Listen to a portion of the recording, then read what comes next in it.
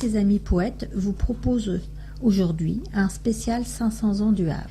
Gustave Flaubert.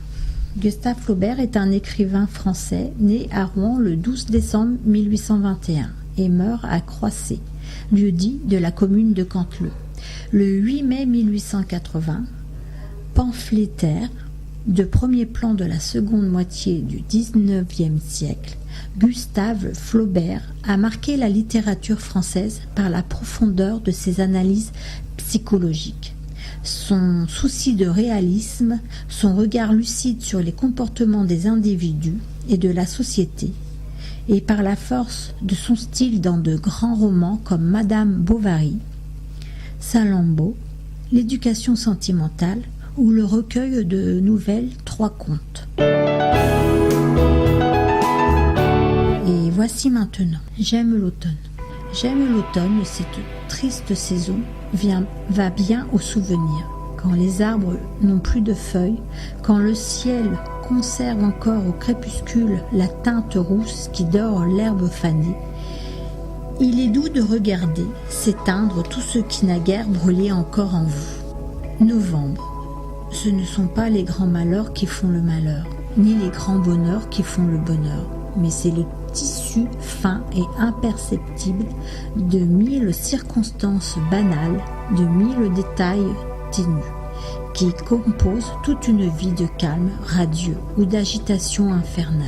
Le cœur de l'homme est encore plus variable que les saisons, tour à tour plus froid que l'hiver et plus brûlant que l'été.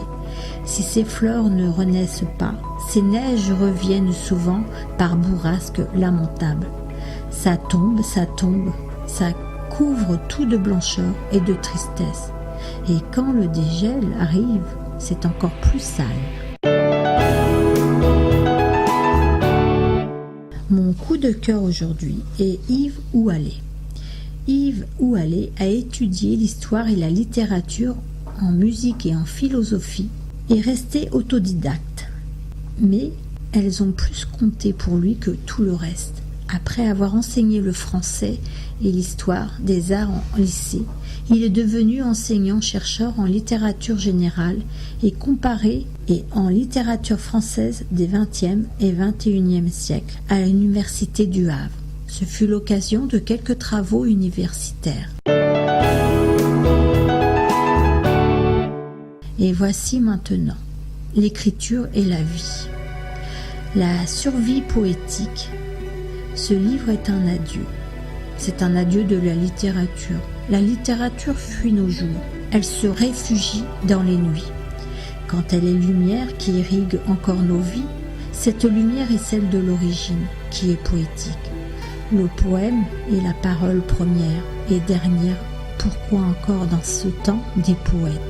Pour survivre, pour vivre envers et contre tout, dans la détresse et dans l'allégresse. Vivre au-dessus, survivre. Marie, ses amis poètes, vous donne rendez-vous mercredi prochain. Au revoir.